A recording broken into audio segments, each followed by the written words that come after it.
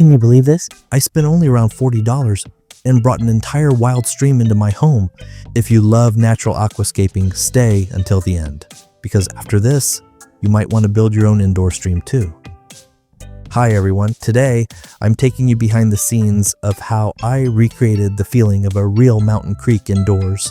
Flowing water, fish and shrimp moving naturally, and a landscape that feels like it has always existed. A few days ago, I shared a video of my large stream-style aquarium, and suddenly there were so many questions.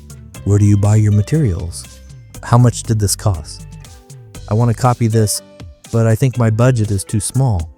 So today I want to show that creating something beautiful doesn't always require expensive materials. This entire setup cost me around $40.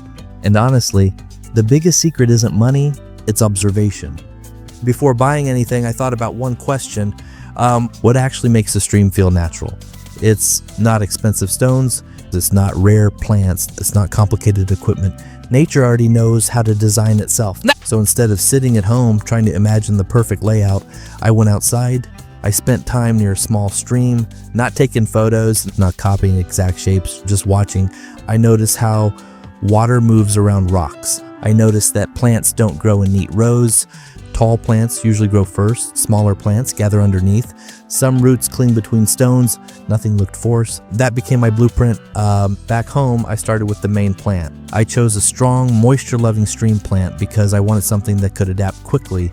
One thing I learned while buying plants: don't always choose the cheapest option. Some freshly collected plants look attractive because they cost less, but they often have weak roots or hidden damage. Established plants usually survive better and adapt faster. That one decision can save a lot of frustration later. After placing the main plant into the tank, I didn't plant everything immediately. First, I secured it. I used several flat stones to hold the roots in position. This part matters more than people think. If the plant isn't stable, once water enters the tank, everything shifts, floats, and ruins the layout. So take your time. Build the foundation first, then came the rocks. And this might surprise people. Most of these stones cost nothing. I collected them earlier from a legal public area where collection is allowed, and selected shapes that looked naturally worn by water. I wasn't searching for perfect stones. I wanted stones that looked like they belonged together. Then I started arranging tall plants first, then lower plants around the base, then small accent plants to soften the edges. After planting, I pressed small stones around the roots, not to make it look pretty, but to stop the roots from lifting when water started flowing.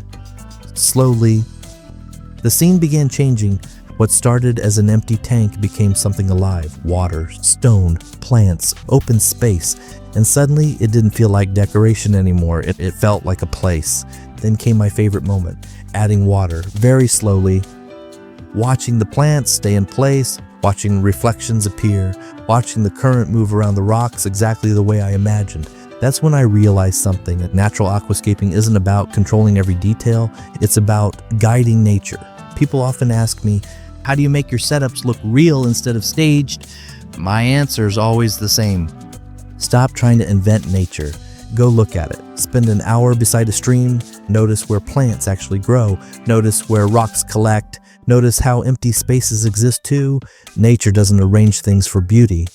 Beauty appears because everything has a purpose. And that's the lesson I took home. You don't need a huge budget. You don't need expensive materials. You just need patience and the willingness to observe. For around $40, I didn't build an aquarium. I built a small piece of nature, and maybe your perfect indoor stream starts with a walk outside.